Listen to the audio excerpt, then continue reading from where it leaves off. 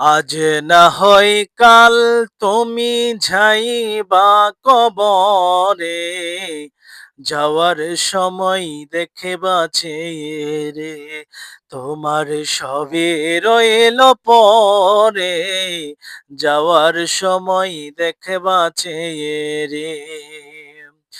ঘর করলা বাড়ি করলা চলো গাড়ি করে, ঘর করলা বাড়ি করলা চলো গাড়ি করে, হঠাৎ আজরাইল সামনে খাড়া রে, চলো অন্ধকার কবরে, হঠাৎ আজরাইল সামনে খাড়া রে।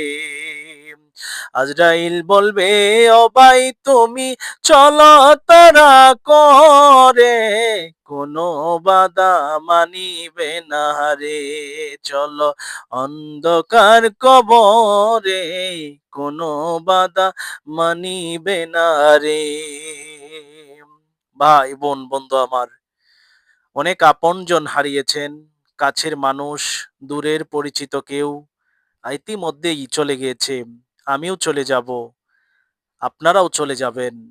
এখানে থাকার জন্য আমরা কেউ আসি নাই, কিন্তু আল্লাহ রাব্বুল আলামিন আমাদেরকে দুনিয়ার ধন দৌলত, সন্তান সন্ততি, টাকা পয়সা, এই দুনিয়ার চাকচিক্য ভোগ বিলাসিতা আরাম আয়েশ অনেক কিছু দিয়ে আমাদেরকে পরীক্ষা করে দেখেন যে আসলেই আল্লাহ তাআলার দেয়া এই জীবন, আল্লাহ তাআলার দেয়া এই সময় আমরা কিছু আরাম আয়েশ, কিছু ভোগ বিলাসিতার জন্য সেই মহান খোদা তাআলার, যেই খোদা তাআলা আমাদেরকে অতি মায়া অতি দয়া করে সৃষ্টি করেছেন, সেই খোদা তাআলাকে কি আমরা ভুলে যাই কিনা?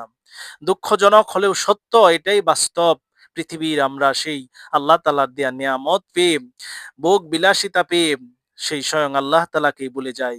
কিন্তু পক্ষান্তরে যারা আল্লাহ এবং আল্লাহ রসুলের আদর্শের অনুসারী এবং তারাই জ্ঞানী, তারা জানে যে এটা একটা সংক্ষিপ্ত সময়ের জন্য, কিন্তু দীর্ঘ সময় সুখ শান্তি সমৃদ্ধি অর্জন করার জন্য যেই মহান রব আমাকে আপনাকে এবং এই দুনিয়ার সমস্ত কিছুকে সৃষ্টি করেছেন, সেই মহান রবকে যদি আমরা খুশি করতে পারি, যেই নবীজির উসিলায় এত কিছু পেলাম, এত কিছু আল্লাহ রাব্বুল আলামিন আমাদের উপরে ছাড় দিলেন, সেই নবীজিকে যদি আমরা খুশি করতে পারি, তাহলেই আমরা চিরকাল শান্তিতে থাকতে পারবো, চিরকাল জান্নাতি হয়ে আমরা বসবাস করতে পারবো, যেখানে দুঃখের লেশ মাত্রও নেই।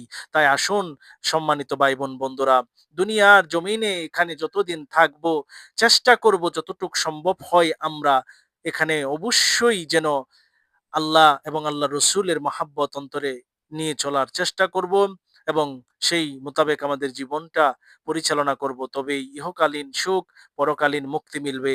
আল্লাহ পাক আমাদেরকে কবুল করুক এবং রহম করুক। তিনি সেই গুনাহগার বান্দা বান্দি যাদেরকে ক্ষমা করে দিয়েছেন তাদের অন্তর্ভুক্ত করুক। ওয়া আখিরি দাওয়ানা ওয়ানিল হামদুলিল্লাহি রাব্বিল আলামিন। আসসালামু আলাইকুম ওয়া রাহমাতুল্লাহ।